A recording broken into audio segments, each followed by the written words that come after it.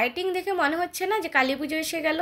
তো কালী পুজোর জন্য তো লাইটিং এটা নয়, আর এখানে দুর্গাপুজোও হচ্ছে না যে দুর্গাপুজোর জন্য লাইটিং। তাহলে কিসের জন্য এত সুন্দর করে লাইটিং করা হয়েছে, এত সুন্দরভাবে সাজানো হয়েছে? অবশ্যই শেয়ার করব, সঙ্গে থাকো। আমার ভীষণ ভালো লাগলো, তাই ভাবলাম তোমাদের সাথে একটু শেয়ার করে নিই। হ্যালো বন্ধুরা, welcome back to my YouTube channel. আশা করি তোমরা সবাই খুব ভালো আছো। শুভ দুপুর তোমাদের সবাইকে।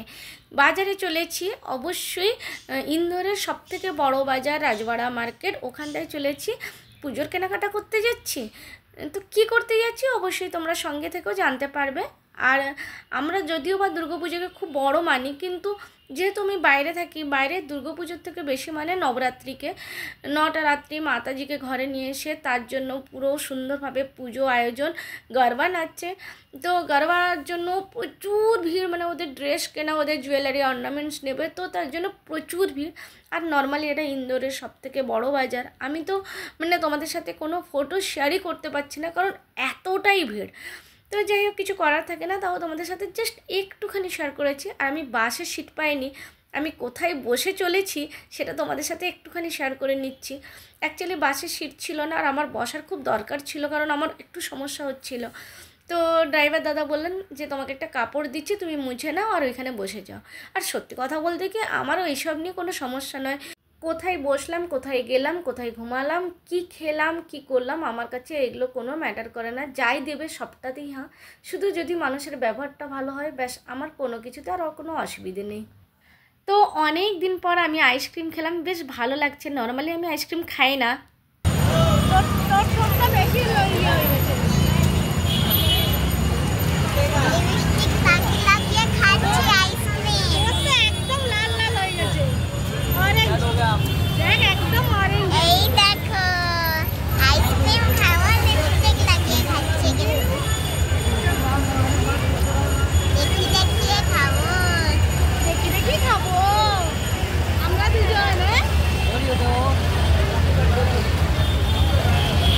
আইসক্রিম খাওয়ার পর আমরা বাজারে ঢুকেছি, আর এতটাই বাজারে ভিড়, মানে লোক রীতিমতো ঠেলে ঠেলে যাচ্ছে, যেমন পুজোর প্যান্ডেলে যেমন লোক ঠেলতে ঠেলতে ভেতরে ঢুকে সেরকম। তো আমি একটু ফাঁকা যেখানটায় পেলাম সেখানটায় ক্যামেরাটা বার করে একটুখানি শেয়ার করার চেষ্টা করলাম, কিন্তু তাও একটুখানি।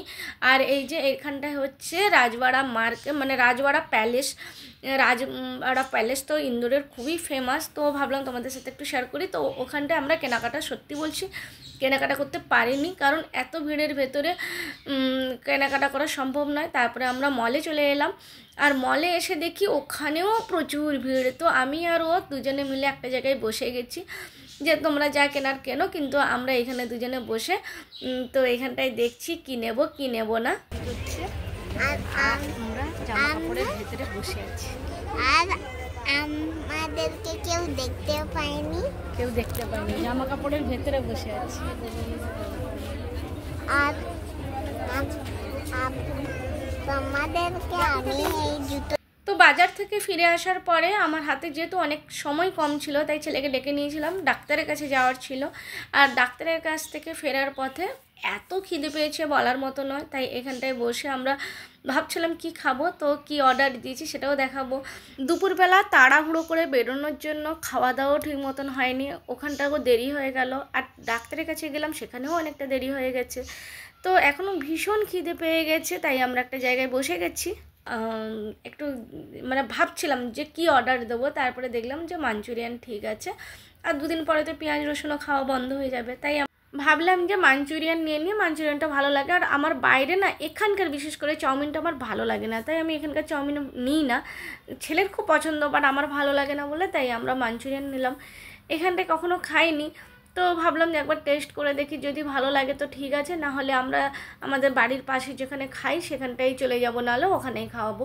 অ্যাকচুয়ালি আমাকে ওষুধ খাওয়ার ছিল, তো তার একটা টাইম ছিল যে আধ ঘন্টার আগে পরে, তো এইরকম একটা টাইমিংয়েরও ব্যাপার ছিল। তো সেই জন্য ভাবলাম যে খেয়ে নিই। এই যে এইখানটায় এই যে মোমো সেন্টার আছে, এখানে পুরো একটা মানে অনেকগুলো দোকান একসাথে করে রেখেছে, একটা টিকিট কাউন্টার রেখেছে, সেখান থেকে কুপন নিয়ে তারপরে। তো আর এত সুন্দর করে সাজানো হয়েছে, মনে হচ্ছে যেন দিওয়ালি এসে গেছে, এত সুন্দর লাইটিং চারিদিকে।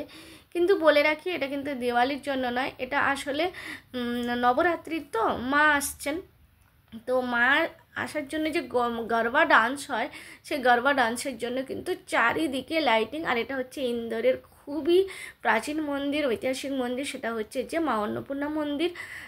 খুবই বিখ্যাত মন্দির ইন্দোরের, আমি অনেকবারে তোমাদের সাথে শেয়ার করেছি। এখানটা ভেতরে দেখো, এখানটা অলরেডি তৈরি করে নিয়েছে গরবা ডান্স হবে বলে, কারণ এখানটায় 9 দিন ডান্স হবে। আর সত্যি কথা বলতে কি, আমি জানি না, আমার পার্সোনালি এত ভালো লাগে গরবা ডান্স দেখতে।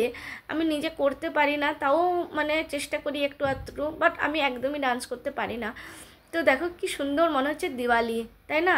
পুরো দিওয়ালির মতো লাগছে। এটা কিন্তু শুধুমাত্র এখানে অনেক জায়গায় যেন তো গরবা ডান্স প্রচুর হয়, মানে বিখ্যাত বিখ্যাত গরবা ডান্স হয়, অনেক বড় বড় গরবা ডান্স হয়। মানে একসাথে হয়তো এক এক জায়গায় হয়তো একসাথে 50,000-এর উপরে ডান্স করছে। তো যাই হোক, আমরা এবার চলে এলাম। মনে হচ্ছে না অনেক রাত হয়েছে, বাট অনেক রাত হয়নি, তাও 9টা বেজে গেছে। তবে পুজোর কেনাকাটা করতে যাইনি, পুজোর কেনাকাটা এবছর করবো না, আগেও বলেছি, কারণ আমার এবছর ইচ্ছে করছে না পুজোর কেনাকাটা করতে। তো যাই হোক, বাজার থেকে ঘুরেও এলাম আর খাওয়া দাওয়া হলো। তো এইখানটায় অনেকেই দাঁড়িয়ে থাকে, এটা বেশ ভালো লাগে। আর আজকে এখানে আলো জ্বলছে না কেন কি জানি, একটু হয়তো লাইটের কোনো সমস্যা হচ্ছে। যাই হোক, এখানেও গরবা ডান্স হবে, এখানে একটু ছোট করে হবে। তো এবার আমরা বাড়ি চলে এলাম। আমার জিভে ব্যথা হয়েছে। আর এদিকে কত দুঃখের কথা, জিভে ব্যথা হয়েছে, জিভটাকে কেটে দিব, ব্যথা থাকবে। মাথার চুলটুল কোন দিকে চলে গেছে? এই যে এই মেনটা এখানে এসে গেছে, দেখুন।